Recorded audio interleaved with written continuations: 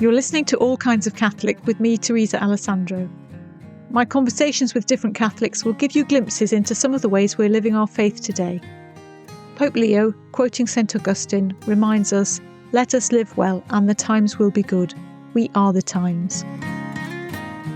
I hope you feel encouraged and affirmed, and sometimes challenged, as I am in these conversations. Join our podcast community, get news and background information about the conversations, and share your thoughts if you want to. You can get the newsletter and each episode straight to your inbox by going to allkindsofcatholic.substack.com and clicking on subscribe. It's free.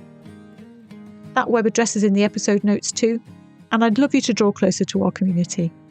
Thank you. Listeners, for this Holy Week episode, we have two guests, Mollie and Christina, and they're going to together tell us about the Pilgrim Cross pilgrimage to Walsingham, which takes place in Holy Week every year, previously known as Student Cross. You'll hear more about that as the episode progresses. Just to say, to save interrupting these conversations, there'll be links to Pilgrim Cross and HCPT, which also gets a mention in the episode notes. HCPT is a charity which, among other things, takes disabled and vulnerable children to Lourdes on pilgrimage. I hope this conversation will help you in your preparations and celebrations of Holy Week and Easter. Let's meet today's guests. Listeners, welcome to this episode of All Kinds of Catholic, the Holy Week episode. We're going to talk about a pilgrimage that's been happening in Holy Week for decades. We'll hear a bit more about that in due course. But first, let's hear from Mollie, who is joining us to talk about her experience of Pilgrim Cross and preparations for this year's Pilgrim Cross. So welcome, Mollie. Hi, Teresa. Thanks for having me. So tell us a bit about yourself then, Mollie. Are you someone who's always been a Catholic? Has your faith always been important to you? Yeah. So I was raised a Catholic, was baptised when I was 3 months old, went all the way through church, standard Catholic child, did my first Holy Communion, my confirmation, went off to university, still pretty strong in my faith, but I think maybe not super well catechized. I didn't know very much about my faith. It was maybe in quite a vulnerable position when I went to university, but was wonderfully swept up by the university chaplaincy, and my faith has gone from strength to strength. So that was 12 years ago. Since I went to university, I am very much the sort of person who is on all the committees, running all the things. That's interesting that, you recognise on finding yourself, I suppose, away from home and doing something different, that there were some gaps in your faith, some gaps in how you understood your faith, but that it didn't lead to a period of time away from the faith, which happens for lots of people when they go to university, but actually chaplaincy stepped in there and filled in some gaps. And so is there a way in which you have worked on finding out more about your faith, or has that just come from being around people and being involved in things? I think it's that second one, being around people. As I say, I went to university and I was thrilled and shocked to discover other young people who had faith, because that was not something I had any experience of really growing up. And I think that was largely what was a little bit difficult.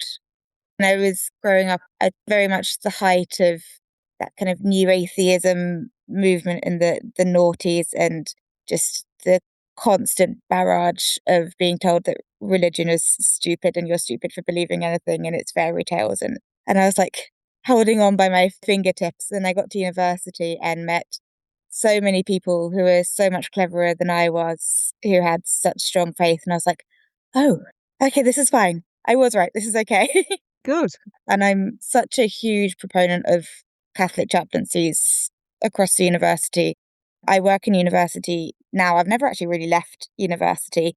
I'm a university lecturer now, but have been through my undergrad and my master's and my PhD all in different universities and different university chaplaincies. Such a valuable resource, protecting the next generation and giving them space to find their faith and find their feet while they're finding their feet as adults as well in like the real world. Oh, that is really interesting. Yeah, because I sometimes have conversations with people about how, moving to a new area, finding a new Catholic parish can at least give you some sort of sense of community to belong to. But it's true, I guess, too, for universities that you, having gone from different universities, you found a community very quickly in that there's a Catholic chaplaincy you can seek out. Because I have had to move across the country at various points for university. And particularly for my PhD, I moved to Bristol, which is a place I had no links to, no contacts with at all, but confidence knowing that there was a chaplaincy, and then immediately found friends and family. Yeah, an amazing community. Wonderful. And just because listeners will be interested if I don't ask, what is your subject area then? I work in law. I am a lecturer in law. My particular area is medical law and ethics, but I also teach the more dry stuff around property law and negligence. So tell us a bit about how you came to Pilgrim Cross then.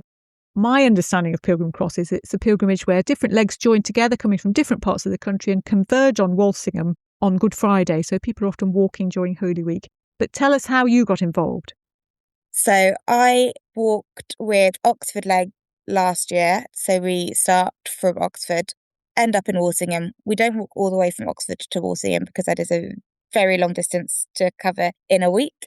So we have a little coach transfer in the middle just to break it up. Last year was the first year I've ever done it, and I clearly enjoyed it a lot because I'm currently running this year's Oxford Leg along with some other wonderful people on the team, most of whom also walked for the first time last year. We all had such a great time.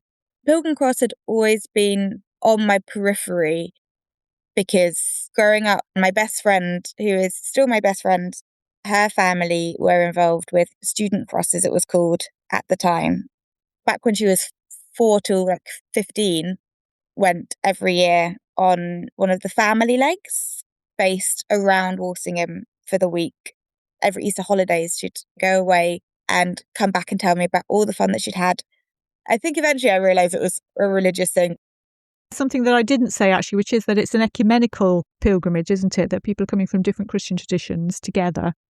Yes, absolutely. And that's something that makes it so special, is that sharing of different Christian traditions throughout the organisation, particularly Catholics and Anglicans, but not only that, all Christians and people of no Christian faith at all who are just interested or exploring or want to come and join us for a walk. Such a welcoming community. I think I would have ended up walking Pilgrim Cross when I went to university if it hadn't been for the fact that I fell into a different pilgrimage. So I'm also deeply involved with HCPT, which is an Easter week pilgrimage to Lourdes, where we take special needs and vulnerable children on pilgrimage over Easter week. So put Pilgrim Cross on the back burner, devoted myself to Easters and Lourdes. Then last year, I was just finishing my PhD in a bit of a mad rush. It wasn't meant to be quite such tight timing, but it ended up being that we set off walking maybe a week and a half after I submitted my PhD. The reason I was finally able to go last year was that my normal HCPT group wasn't travelling last year. So I did go with a service group, and we weren't leaving until the Monday, whereas normally we'd head off to Lourdes on Easter Sunday itself.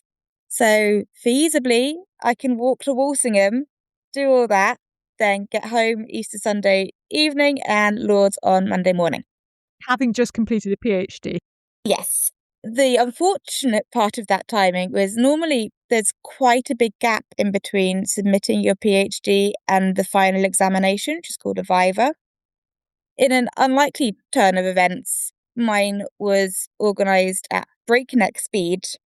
I found out the day I arrived in Oxford to start walking, a week and a half of Pilgrim Cross and then a week in Lourdes, that my viva was going to be 3 weeks later, which was a shock. I say, though, it was absolutely the best thing that could have happened and very much God taking control of the situation. I would have spent the whole time in between panicking and stressing about it. And instead, what I needed and what God delivered to me was 2 weeks of prayer and focusing on other people. just putting all of that out of my mind, which was absolutely a gift. So God shows us again that he knows what he's doing. Yes. That sounds really wonderful. And people will recognise, I'm sure, times in their life where things have seemed disastrously timed, but in fact work out much better because that little bit of time to focus on our Lord, focus on other people's needs rather than our own can be just what's needed. But tell us a bit about then walking. You've obviously signed up to go again. How do you find the walking with other people? And I didn't mention either at the beginning that the thing about Pilgrim Cross, the group is carrying a cross as they walk, aren't they? That I think you're taking turns. But how do you find the experience of walking together then? Just bring that to life for us a little bit. It was one of the most beautiful experiences of my life, easily. Walking with other people in that shared endeavour and carrying the cross all together is such a witness, but also such a wonderful little microcosm, really, of God's kingdom and the way we're called to be a church together. The care and love we have for each other on the road is just incredible. Waking up every morning, I'm terrible at waking up, but there are people in the group who are good at it. We stay on the floor in church halls across the country. So it's camping vibes, but in a hall. So there's a roof and it's warm and it's not wet, but not necessarily the comfiest sleeping arrangements. But nonetheless, waking up to find the people who are early birds already up and in service to the rest of the group, preparing breakfast, bringing around teas. And it's just such a time of mucking in, really, everybody doing what they can to help the community keep us going through the miles. We walk probably on average 12 miles a day. It's definitely a lot and it takes its toll, and especially a lot of us aren't used to walking that kind of distance every day.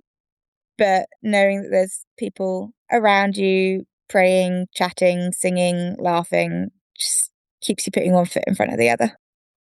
It reminds me of the bit in the Bible somewhere where it says about bearing one another's burdens, encouraging each other, building each other up. There's something about doing that together, isn't there? You're bringing out the best in each other, and when someone's not at their best, somebody else coming alongside them and helping them, bringing that cup of tea or something to laugh about or just a word of understanding just really carries people through those miles, doesn't it?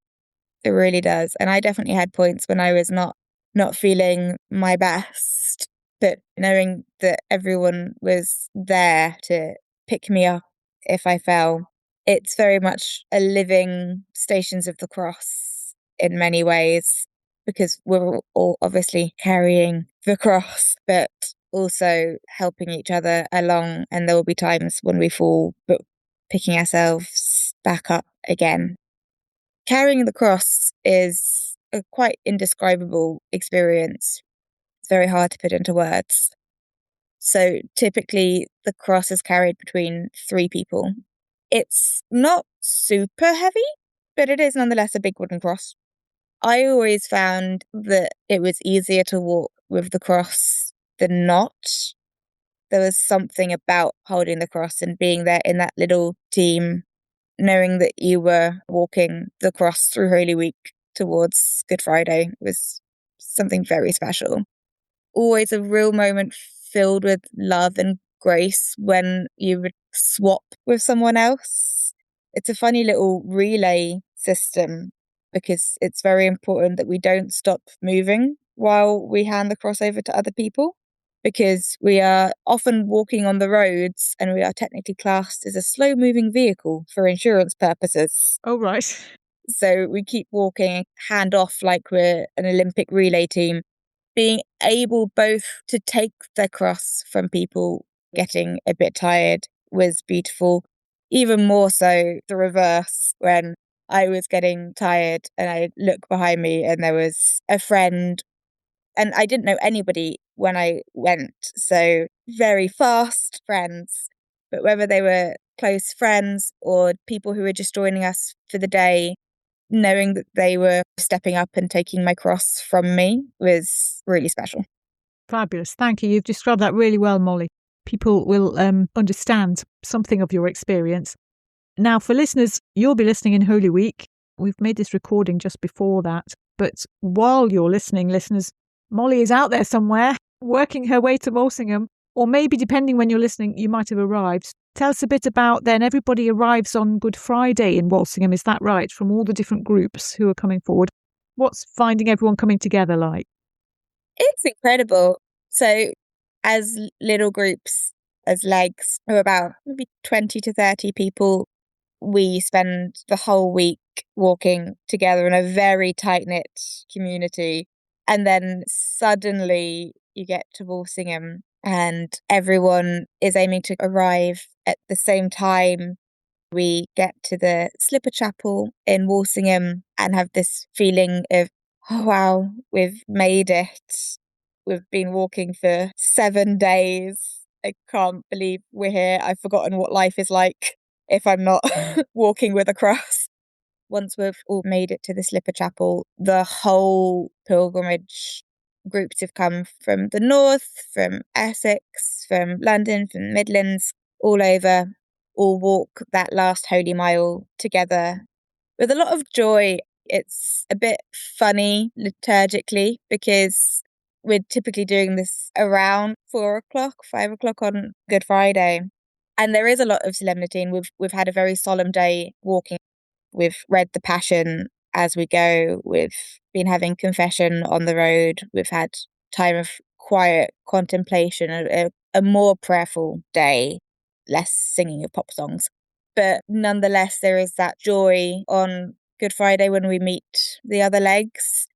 It's a foretaste of Easter. It's an acknowledgement that, yes, Good Friday is solemn and special, moving and meaningful, but we're just so aware that Easter is also around the corner and the resurrection is coming.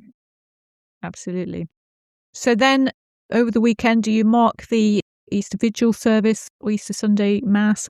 How are those things done in Walsingham? Because obviously it's ecumenical too, isn't it? So I'm interested in how people celebrate together, but also maybe need to be at different services. It's really quite remarkable.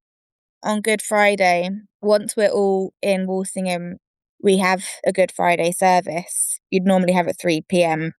Everyone's still walking really at 3 p.m. So we have it a little later. But we take advantage of the fact that there is no Mass on Good Friday. Obviously, we go to church on Good Friday, but it's not a Mass. There's a Eucharistic service and we have communion that is being preserved from the night before. So what we are able to do, shared with the Anglicans, is have that service together and venerate the cross all together. And then when it comes to the distribution of communion, we have 2 separate lines. Oh. So the Anglican communion is being distributed by our Anglican chaplains one side, the Catholics on another side. And it can only really happen because of Good Friday and that very specific circumstance. Very special. That is really interesting, Molly. I'm going to reflect on that. That is, as you say, just a great opportunity. We have the Catholic Vigil on Saturday evening, which everyone is invited to. Everyone is invited to all these services. The Vigil, the main piece of liturgy that we all share together, a massive event. We're all kind of squeezed into the chapel together. There is incredible music provided by incredible musicians who are all part of the group, brought their stuff to Walsingham, and they've had 1 or 2 musical practices throughout the year. I'd say everything dialed up to 11. It was the best Easter Vigil I've ever been to. The joy in the room was unbelievable. That is followed by an all-night Paschal party. Okay. The all-nightness is optional. I think me and some other people from Oxford Leg made it till 4 a.m. last year. Harder going party members make it till dawn. Yes, so we made it till 4 a.m. and then we walked back to our rooms in the Pilgrim Bureau as the sun was starting to come up. I do like to sometimes get up on Easter Sunday morning in time for the sunrise. I think it's a really lovely thing to do. I had not thought about staying awake all night in order to see the sunrise. That's amazing. Easter morning, we then have the Easter Day services, which are led by the Anglican Shrine, which is really lovely. So for the Catholics in the group, they don't have to worry about missing their Sunday obligation because we've done the vigil. It's all fine. So we can now go and share the services of the day with our Anglican family, which is lovely. Followed by what is known as the Holy Trot. So also during the Saturday, all the crosses that we've carried all the way across the country, we decorate with foliage and flowers so that they're utterly beautiful.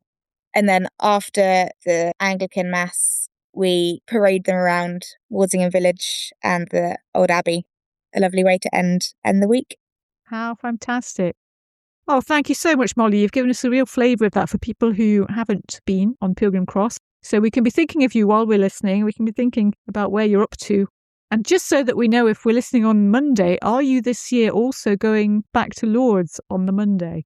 Yes. So my group is travelling like normal. And so I am travelling with my Lourdes group because I have been travelling with them for over 10 years. They are my family. What an amazing couple of weeks you're going to have. I'm just so excited. And to be around so many people for whom faith is important at such an important time. Once I started doing pilgrimage over Easter, I can't fathom an Easter not spent on pilgrimage. Exactly like you said, with other people, serving the Lord, loving life to the full. Thanks so much, Molly. No, thank you so much for having me, Teresa. So next, listeners, we have Christina. Now, you were here before, Christina, as a guest on the podcast in episode 54. Episode 54. Thank you. I knew you'd know. But you're here today to tell us a bit more about, I was going to say Student Cross. It was originally known as Student Cross, Pilgrim Cross more recently. We've heard from Molly, who is walking this year for the second time, but you have a much longer history with Student Cross, but not even you go back to the beginning. But I know you know about how it all began. So why don't you tell us a little bit more about how this pilgrimage first began, I think in France? It was post-war 1946 that lots of young people wanted to do something in reparation for the war. They gathered from all across Europe and they gathered in Vézelay and they carried wooden crosses. The English cross started at St Dominic's Priory, which was my home parish, and I think my family would have seen them heading off. They probably got a lorry or something down to the coast and got a boat over, but then they would have walked some of the ways. So I'm not sure exactly what the dates were, but 15 wooden crosses from across Europe gathered in Vézelay and 30,000 people. That's really lovely to hear about. And actually, I remember hearing a bit about that pilgrimage in Vézelay, or the beginning of a series of pilgrimages carrying crosses, because it's connected also with the founding of Pax Christi that I worked for before. So very interesting to hear that Student Cross grew out of that too. So tell us a bit about Student Cross then, this pilgrimage to Walsingham. Basically, 30,000 people arriving in Vézelay was just too overwhelming post-war. And so they said, please go and find your own place of pilgrimage and walk there. It took a bit of planning, but in Holy Week 1948, then a group of male Catholic students and chaplain set off. I think it might have been Ely Place to walk out through London, to walk in those days, probably straight up the route of the A10, to walk to Walsingham. So they walked over Holy Week, carrying a cross, very basic accommodation. Women didn't walk with them. They were allowed to be cooks. Cooks? Oh, okay. Well. And a few marriages, I believe, came out of that. And part of the dynasty of people who have been involved in Student Cross ever since. We'll draw a veil over being relegated to cooking because times have changed. But now you mentioned the word dynasty there, and that is a good word because I remember myself in the 90s knowing people in my parish who had done Student Cross back in the 70s, and they used to reflect, that some of those people that they did that with were still doing Student Cross every year. And I know you've got a long history of doing Student Cross. How many years have you been involved? Have you counted them? I've lost count. I walked first in 1977 as a student. I walked most years as a student and a young adult. Had 10 years when our children were little, but then we came back on something called Peg Leg in 1994. That's actually what has changed on Student Cross now, Pilgrim Cross, that maybe a third to a half of the participants are now family groups and youth groups, often walking with their parents. There's fewer students walking. That's also because some of us who started walking haven't quite given up. You've walked through your whole life over Holy Week for Walsingham, for some people. It's an amazing witness to reflect on it, and I think part of that witness is those people who come back year after year and continue. So some of you must know each other very, very well all these years later. I think it's almost like a code word. Once you've been a pilgrim, you have a connection. Sadly, we're now at the point where we're having some funerals of people, but we always will gather, and the musicians who have played at the Easter services at Walsingham, there's a great talent there, and they will gather together and send our people on their way. That's a beautiful, beautiful thing to think of, Christina. And are you in Walsingham again this year? Will you be there? Can we think of you walking and arriving? Yes, please. We're starting from Colchester. We're on Essex Leg this year, and we will be walking through the beautiful countryside of Essex and Suffolk and then into Norfolk, arriving on Good Friday.